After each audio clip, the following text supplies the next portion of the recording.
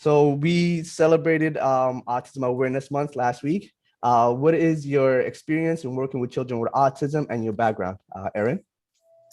So I'm a child and youth worker for a public board. It's been about 7 years being permanent, 9 years just in the board. I applied for about 2 years. Um, I was first working with behavioral when I got on, and then I got the opportunity to do autism. I work one-on-one with a young boy. So I worked with him from when he was in grade 3. He graduated, left the board. Then it just gave me the chance to work in a classroom. So I've been there since. So I'm going on year 8 of being with autism specifically students. Mhm. Marcella? So I've been in the board for about 13 years now. I've been at the one school for, I would say, about 9 years, working specifically within the autism spectrum. And prior to that, like Ms. Amoah, I've also worked with children who were in the behavioral class and high school um, kids. Amoah, if we can quickly step back into your experience of working with one student versus working in a classroom environment. What are some of the benefits and the challenges of working with one particular student versus multiple kids? Well, I mean, working with one is just a bit easier personally, I find, in the sense of we're so direct, like who you connect with is me right away, just as much as when I'm speaking to anyone, I'm speaking directly to you. I'm able to do maybe a little different type of personal program with this child. I felt like I was able to connect with parents if I needed to right away. And do I miss working one on one? Not so much, because now I think it's important for the kids to have that one on one for a while and then branch off. You know, a lot of kids have a lot of abilities and they can be very independent. So I think I left the student just at the right time in his life. And now being in the classroom, I feel like I can support all in a way where, I'm going to pull out at the different things for each person and try to, just foster like a positive development for them. And it's a little harder, I would say, Right, but I think it's good for a challenge for me too in my personal portfolio. right. And are you also involved in all the steps before he graduates or he transitions into being in a classroom environment? That's a good question. So it was hard because it was during the COVID season Okay. when the graduation or the leaving to a new school happened. So I wasn't involved as much as I would have been. No. But yeah, we go to the meetings. Not everybody's going to allow a CYW to sit at the meeting, but you do go to the different type of meetings that the board offers for the transition, and especially with like a social story or just a transition plan for that child. That was a lot that I had to do for him because I wanted to make sure he knew where he was going. But then, to be honest with you, with COVID, Ahmed, it was kind of hard because I didn't have pictures of the school. I didn't know what it looked like inside. I didn't know a lot of the adults face to face. There's times where you do a Zoom meeting and people are off camera. So it's like, how can you really support as much? But it was okay. I think he was set up well. I keep in contact to this day, so Uh, he's, that's he's that's good. no, that's amazing. That's good to know. At least like with COVID, I'm sure the challenges were there. But the fact that you're also involved in the steps and support system before you transition is actually a fantastic idea. And I hope it remains that way. Marcela, just if we can quickly take us a step back and maybe describe what is the definition, your definition of what a CYW is or a child and youth work counselor is, or what you do in a school environment, or what your role looks like in a school environment.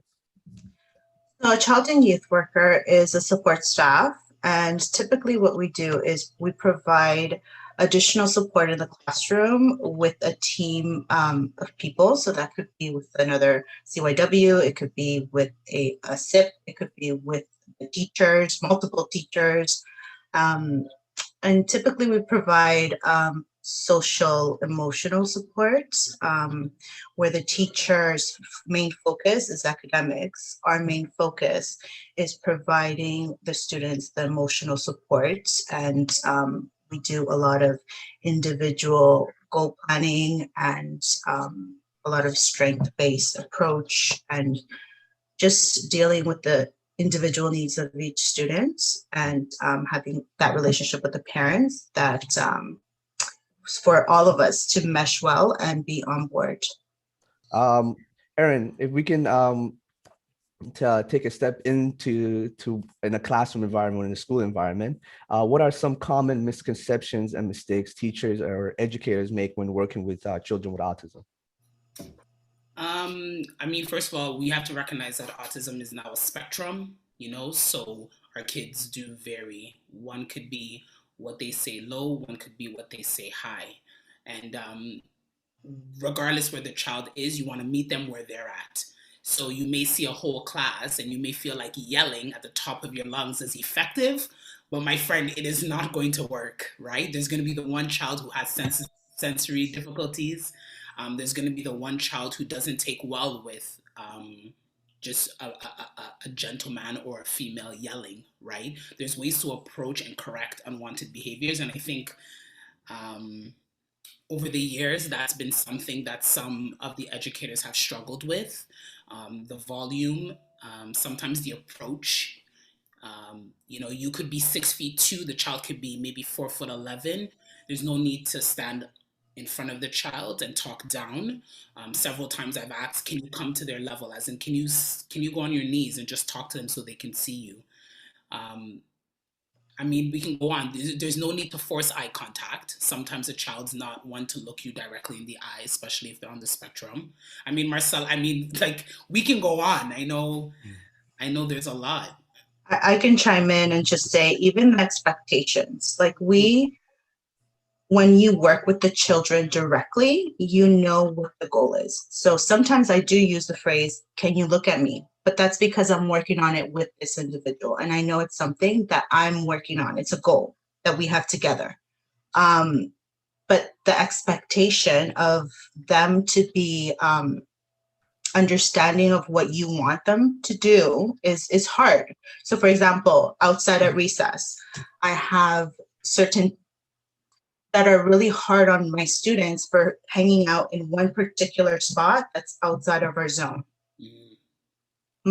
This particular child likes routine, likes repetitive situations where they feel comfortable. They like their personal space is sacred to them. So going to this particular spot is safe for them. It makes them feel comfortable. They are used to this spot. It may be a little bit outside of our zone, but that's where they gravitate because they feel good.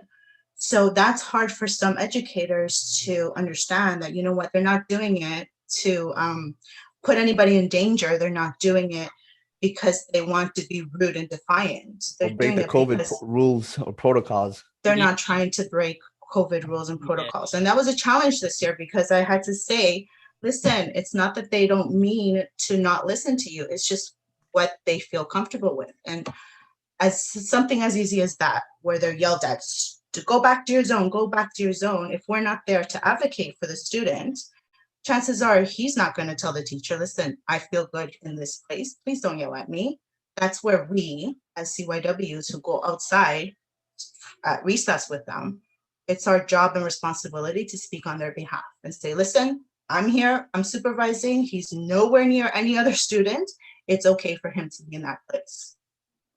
And if I can chime in on that, we're not saying that when a child is not doing what they're supposed to be doing, it's okay. Because there are times where the kids are not where they're supposed to be, and we get to them about that, right? We handle it accordingly. But if a child, for a specific reason, wants a grassy area, and maybe that's not in our zone, we are going to try to work around it with whoever zone that is in. But by all means, what I want to say, and just a conjunction with Marcela, it's like if a child is not where they're supposed to be and they're not doing the wanted behaviors, it is dealt with accordingly. Oh, for sure. We don't give them a pass for everything they want to do. Exactly. Oh, absolutely not. And do you find that to be the most difficult part of the job, just trying to get the other adults on the same page? And Marcela? I think it's a challenge, like I said, we know our students so well. It's a challenge when we have, for example, some students have sensory needs around wearing their masks. Yeah. Okay. They may not have it up all the time. It may be too constricting, whatever the case is. It's just another challenge to have to deal with when we're trying our best to have the mask be on all the time. But then having adults, we step out of the room, come back, and there's an adult yelling at the child for not having it over their nose. It's just, okay, can we calm down? It's almost you have to diffuse the situation with an adult that we shouldn't have to. You know, our primary focus is the students. That's just all it is. But it's all in the game. It's all in the game. Yeah. Marcela, if you could walk me through your day and the importance of a structured routine. What does a structured day look like for someone with autism in a school environment? So our kids, as we know, love structure, love routine, are very meticulous with repetitive behaviors. So for example, they will let us know if we are 1 second over the time going into lunch. They'll let us know. There are alarm clocks. Like they tell us like this. So it provides stability, it provides comfort. When it is changed, it causes stress and anxiety. We know this. And it could be something as simple as, you know, removing their time, which they know is their break time. Something like that could set them off.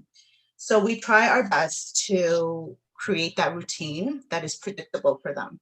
So a typical day, I guess, with one of our kids, we start off with one of us, one of the CYWs, taking them off the bus. So when somebody is always there to greet them, and we find that so helpful to have that person to connect to, that their person, to be out there. First thing, they see us, they're so excited, or they tell us about what they did the night before, the current events, what they're looking forward to as you wait for the other students. That's our chance to connect and check in before anyone else, before they even step foot into the school.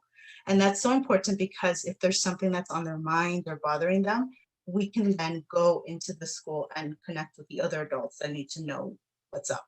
So we're all on board and we can all help support the student. So they get off the bus with one of us, we bring them to the class. Usually they're really good, our students, at least with routines, with, you know, putting their stuff away, getting themselves settled into the classroom. Sometimes they need support. And for example, last year I had a student who would come into the classroom and dump his bag and his jacket on the floor. He wouldn't even put it into his locker. He would just dump it on the floor and come into the classroom. So knowing that this is maybe something that this child needs to work on, organization skills, we posted on his locker a checklist of things to do first. So first, I'm opening my locker, I'm hanging my jacket in my locker. My backpack belongs to this hanger. And just having that routine start, and this is before we even start academics. So having these like little things in place that we know are geared towards the student needs, and they're all individual. This could be one student, that student needs a movement break first thing in the morning. This student needs just some quiet time. So we navigate according to everyone's needs. And once they go into the classroom, then the schedule is posted, any changes are posted, everything's visible for them to see. And then we take it from there. In our class, Ms. Amoah and I are together this year. We're cohorted together, and we do a check-in with the zones of regulation. And we find that to be very helpful because we get a sense of where they're at. And if they need more support, we act accordingly. And then from there is, you know, being there in the classroom to support whatever needs they have. And we also, Ms. Amoah and I, work on individual goals. So we're looking out for those goals. If the child met the goals throughout the day, we usually have a sit down with them one-to-one and discuss whether they met that goal, whether it's something we want to work on later. Is it something that you've done and we can move on to the next, or is it something that we need reminders? How can we support you meet this goal? Mm-hmm. And that's pretty much it, Ms. Amoah. Is there anything Yeah, else? for our younger students in the class, we've got a goal strip at their desk, and that's just for them to physically see what they're working on. They're allowed to give themselves check marks if they reach that, and then at the end of the week, they'll, depending on the number of check marks they've received, then they will cash it in for something in like a prize box, for example. It's important to praise the positive behavior, and it's important to continue to recognize it. So that reinforcement, especially for this age group, is so key. And like what Miss Marcela is saying, we have our schedule posted every day because we want to make sure they know and they see what they're working towards for the day. So kids love gym, phys ed. They love a phys ed class. So those are good days. But on a day where it's like a sit down, so like heavy social studies or history, geography, math, science, those are maybe rougher days, but we get through it. And why is it important to provide visuals? And how does that help in de-escalating some of the anxiety and help them focus in school? Erin? I guess just like what Ms. Marcela said, because of the routine and the structure that they like, it gives them a chance to know what's coming forward for the day. We don't want no surprises. Right. And now let me say this, though. There are some kids who don't mind, and there are kids who do mind. So if we meet in the happy medium, we just put it up, the schedule per day. So it's taken down at the end of the night by one of us, and we read for the next day, we put it up. So it's not like all 5 days up there. It's just today, this is what you're focused on. And then they'll see the next day, this is what you're focused on. It's worked for us over the years. I mean, we've been together we're going on 4 years now, so it's worked. No. I don't see why we would change it, to be honest with you, but it's a plus, yeah. Marcela, if you'd like to add anything to that?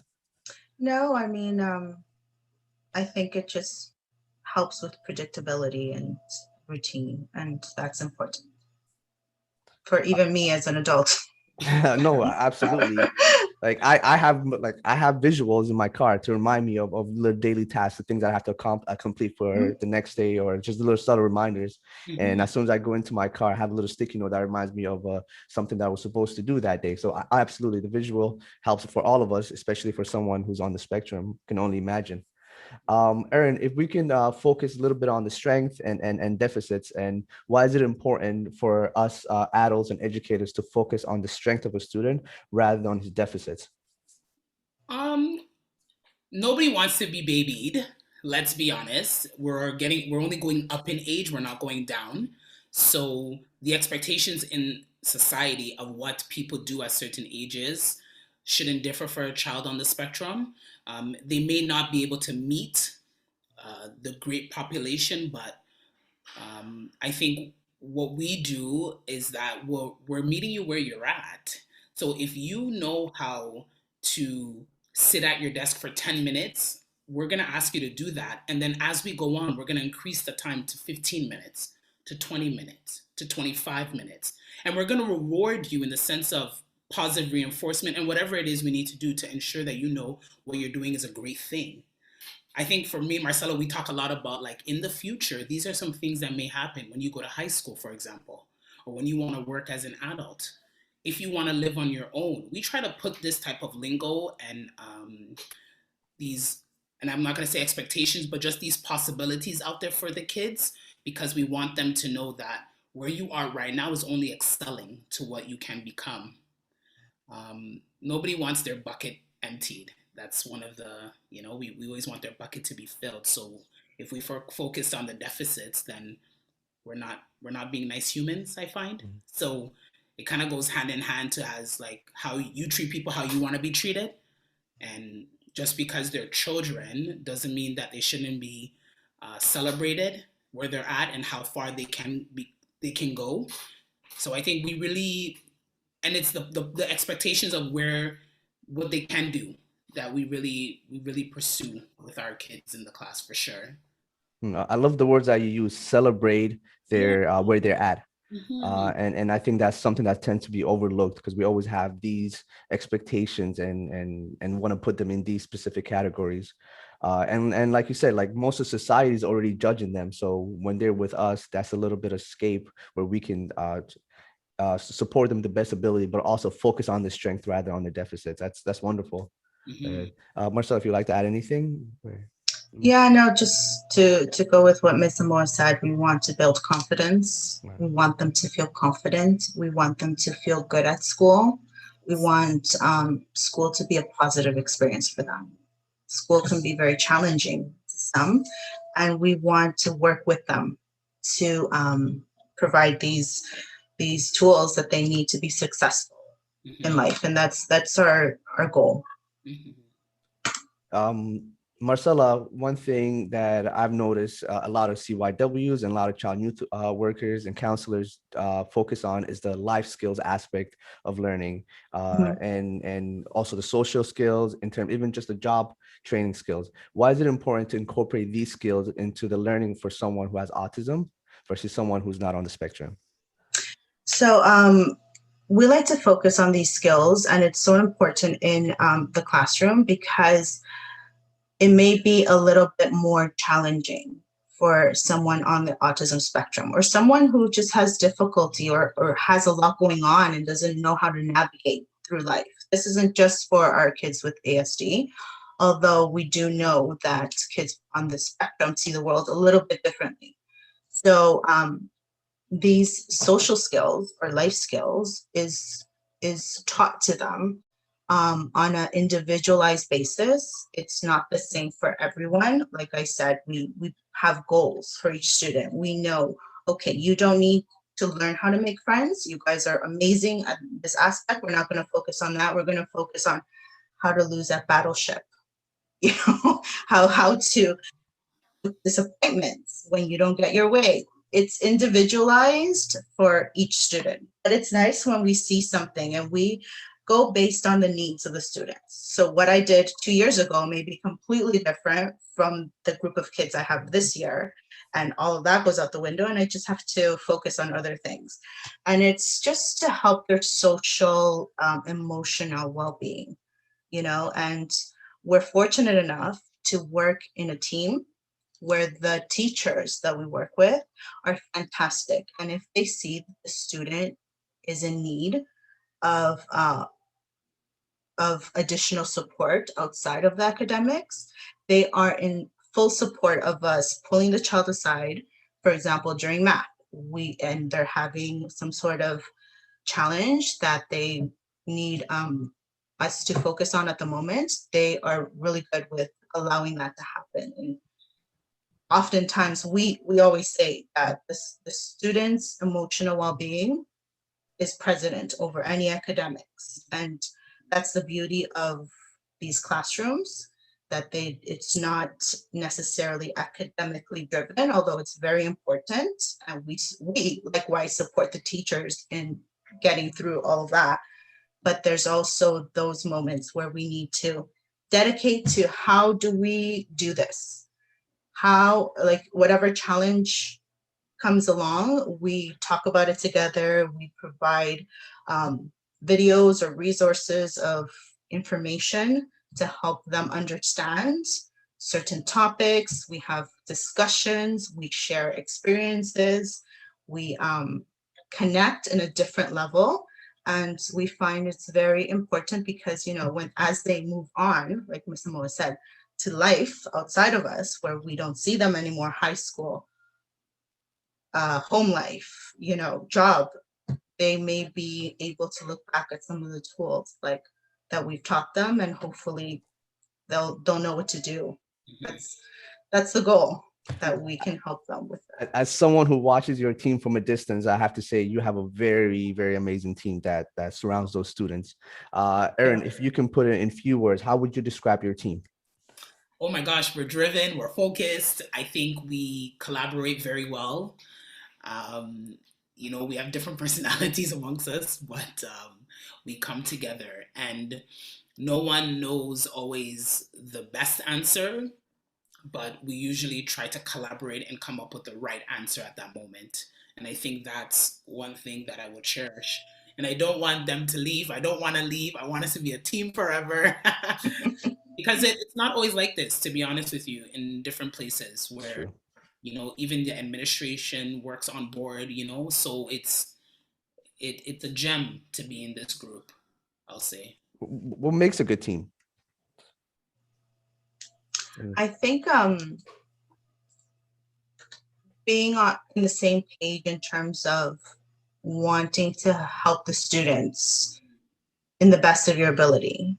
I think, bringing your individual strengths to the table. And also, I think it requires a little bit of humbleness to say, you know what, I may be wrong in this, or you know what, this isn't my forte. Maybe you can suggest something else. It's not do this. Yeah. all about me. That's the team approach. It's not, I'm going to do this, our kids are going to do that. And it can't be militant like that.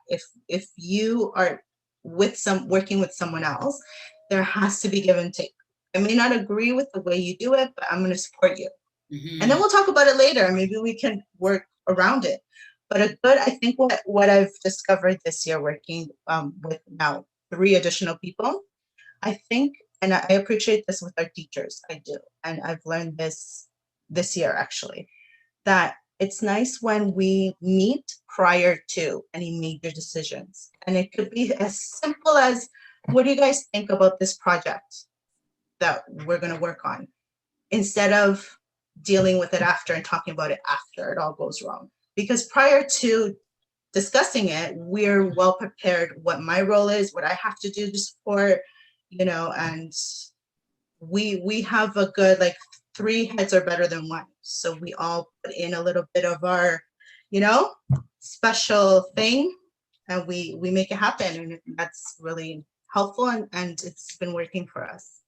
Yeah, if like in the transparency, right? Like, we're 4 adults, grown and mature people in a room with very few kids. So if I'm not having a good day, Marcela, I shoot her a text message. I'll be like, listen, whatever the reason is, and she's got my back. You understand? And if, like, vice versa, maybe she needs a day off or so for this particular reason, she's coming in late. Okay, so I've got to get this job of taking the kids off the bus, but I also have got to go make sure I check them in, so I know ahead of time. You've got to be transparent with your team, at least to the best of your abilities, and where you feel comfortable. And I think we've really gotten comfortable over the years, so we've really meshed that way where we can speak and be very honest about it. Mm-hmm. No, as someone who's watching from a distance, I love your team, and I think you have a very strong group of team that are working with those students. And hey, you're only looking at what's best for those students, and I must say, it's very inspiring. And hopefully, they'll like to be a part of your team one day. So that'll be an interesting time. We want you. Erin, what are some common misconceptions or stigmas about children with autism, or even students with autism, that you've seen or heard in the past? So a child with autism is, again, being on a spectrum, can do anything, really. Let's be honest, you can have a child with autism that can go to university, that can graduate with honors, that can become an owner of a company. Or just a functioning member of society. Absolutely, right? And remember, autism is, you can't see it on the outside, right? So you will never maybe know that even this person is dealing with autism and has been all their life. So sometimes thinking that they won't go far is a big one that I hear often, but that's not true. You won't know. When a child is just given the opportunity to excel, me personally, I want to see them excel. If they can do grade 5 math and they're in grade 3, then they're going to do grade 5 math. If they are in grade 8 and they can do grade 9 math, then we're not going to keep them at that grade 8 math. We're going to challenge them to do that grade 9 math because they're capable. And if they can't do it and they want to get there, then we're going to work together on seeing how we can get there, right? We're not going to stop just because they have this label on them. So I think just like I would treat any child in a mainstream class on trying to pursue their dreams and their goals and their aspirations, I would with a child that has autism. Yeah, I don't know, Miss Marcela, if I'm, these aren't. Absolutely. Yeah, I would just add, some of the misconceptions are putting all children on the spectrum in one box and judging them based on stereotypical ideas of what autism is. So, just thinking maybe a child who's autistic is nonverbal, or a child who's autistic is not academically strong, or a child with autism is just really weird. Those misconceptions are so harmful for our students. That's why we work so hard on building community awareness. We dedicate a good portion of Autism Awareness Month and beyond to promote this awareness, and to not just within our classroom. We do focus on our class and the kids to empower them to be self-advocates, but also for the whole community to know, you know what, this isn't, if you think that these are what autism is about, it's really beyond that. There's so much more. I have the same IEP as some of you do. I have the same challenges and strengths as some of you do. I don't categorize me in this box because I don't belong there. And I think that's one of our goals as well on a bigger level. And our admin is fantastic in helping us promote this, and we celebrate it. And it's something that, the entire community embraces. And this has happened later on in the years, where we've worked harder on the entire school community to be a part of it. But I think now it's at the point where everyone accepts our students and are a little bit more informed as to what autism is. I got to witness your flag raising, what do you call it, moment during Autism Awareness, and how the whole entire school was looking at you, and that was a wonderful moment. It was so touching because we raised the flag for autism, and the whole community knew. We were announcing it on the PA the whole week. We're talking about it. It was like our time to shine in our class. And it was so nice to see, because this is in the front of the school, the entire school, from the third floor, the second floor and the bottom floor, they opened up their windows and they were cheering at us, and they were praising and saying so many beautiful things in support. And that was so touching to see. Yeah. Yeah. It's so true. We've go moved ahead. Like awareness to now appreciation. And I think that is where, and it takes time to get there, but I think that's where we're at now, where it's not, this is what autism looks like. I may not know what autism looks like, but this is what this kid looks like. And I think that's so key, at least with our school community, which I personally appreciate a lot. I love that. Awareness to appreciation. Yeah. That's a very wonderful way of looking at it. There's been growth in our community, and we're really proud of that. Yeah. And then I like how you mentioned that the spectrum is so big. Like on one end, you can have business CEOs, guys who work at Silicon Valley, and other spectrum, you have someone who's nonverbal, who might need support at 24 hours, who's eyes on, and anyone else in between. So categorize them together and putting them in the same category is not fair at all, to be honest with you. But I'm sure it happens a lot. Yeah, it's a shame for our DSM that they did that, because you wouldn't, like, a learning disability is a learning disability. Dyslexia is dyslexia. Autism is too big to say it's just autism. So, especially Asperger's, right? Now being within the autism spectrum, it's like, it's very different, especially in our classes, right? You may have a kid in our class who is probably almost like a genius. Like they're at par with, they're well behaved, they're academically sound, like things are going well. But then they're in a class with a kid who may not even speak much, who's just selective mute, for example. So when you're trying to have a conversation or even trying to run a topic in the class, and it's always the one who is academically well that is answering questions. So that tells you that maybe that student, this is not the place, because you want to engage the student who may be selective mute, or the student who you have the time where you can wait for an answer, or maybe probe them and prompt them in the way to get the answer. But if the student who is answering all the questions and taking the shine, then that child who may not really speak often is missing out, you know? But because we're put in the same ASD altogether, what can you do? This is my final question. It's a question for both of you. What advice would you give to a young mother who's just finding out that her child is diagnosed with autism and who might be worried?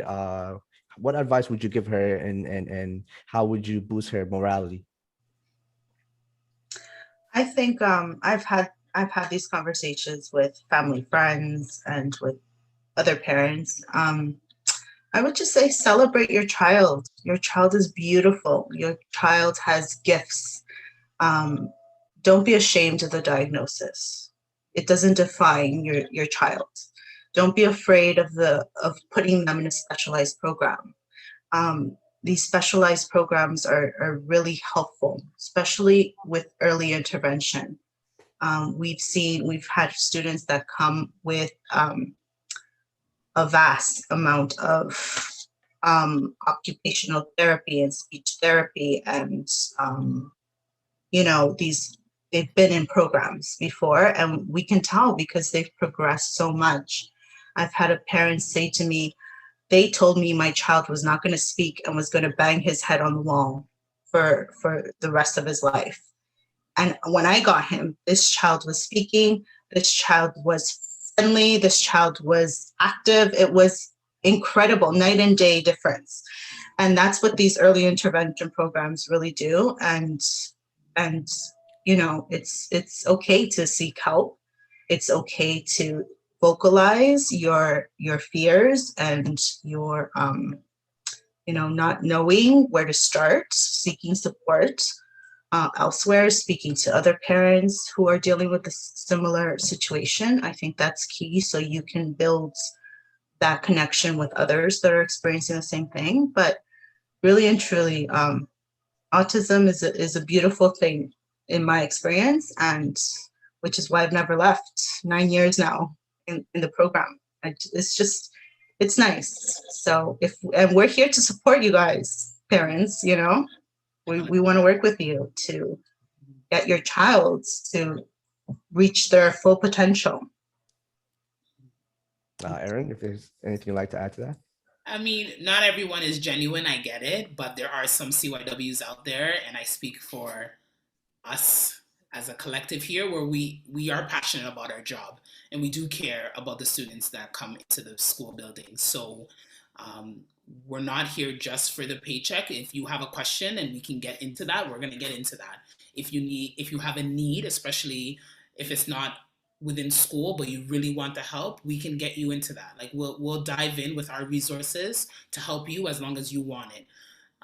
Yeah, don't be afraid to ask for help. That's like so key.